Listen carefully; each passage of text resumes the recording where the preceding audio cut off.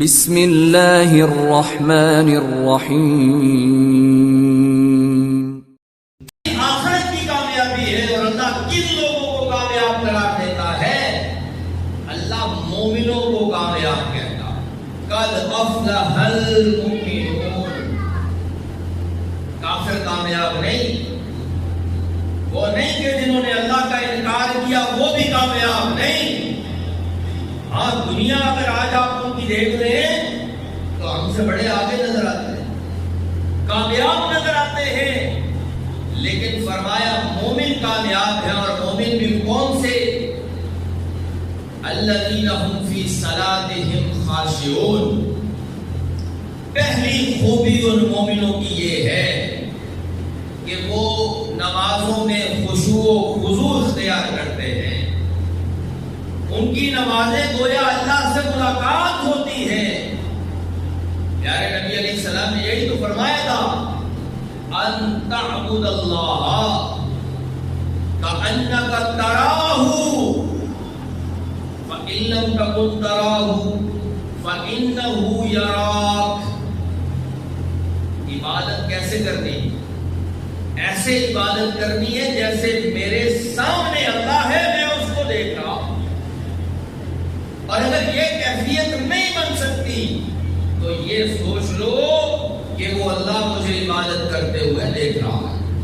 یہ ہے نماز میں خشوع و خضوع اور عاجزی، کہ نماز ایسے خشوع و خضوع سے پڑھ رہا ہے۔ اور واقعات بھرے پڑے ہیں تاریخ کے کہ صحابہ کرام کی نمازیں کیسی ہوا کرتی تھی۔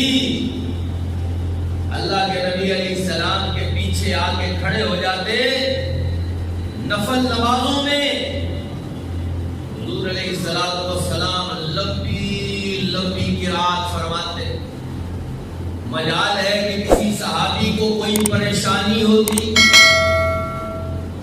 اور وہ جو نماز تراویح اور صلاۃ اللیل کی احادیث ہیں ان کو پڑھو تو انسان حیران ہی ہو جاتا کہ پہلے دن یا پہلی رات جب صحابہ کرام نے اللہ کے نبی کے ساتھ قیام کیا تو فرمایا گویا آدھی رات کا قیام، اگلی رات پھر مزید صحابہ کرام ذوق اور شوق سے آئے۔ ہمارے یہاں کیا ہوتا ہے، ایک دن اگر امام مسجد میں نماز لمبی کر دے تو اگلے دن صفیں کم ہونا شروع ہو جاتی۔ ادھر صحابہ کرام کی حالت یہ تھی کہ آدھی رات تک نبی کریم نے صلی اللہ علیہ وسلم قیام فرمایا، اگلی رات صحابہ زیادہ تعداد میں آئے، ایک دوسرے کو بتایا مزید صحابہ۔ اگلے دن تو پیارے نبی علیہ السلام نے آدھی رات سے بھی زیادہ قیام فرمایا۔ تیسرے دن پھر صحابہ کرام اور زیادہ تعداد میں آئے کہ مسجد بھر گئی صحابہ سے، اور اللہ کے نبی علیہ السلام نے اتنی دیر تک قیام فرمایا کہ صحابہ کہتے ہیں ہمیں ڈر لگا کہ کہیں سحری کا وقت ہی نہ ختم ہو جائے، اتنا لمبا قیام۔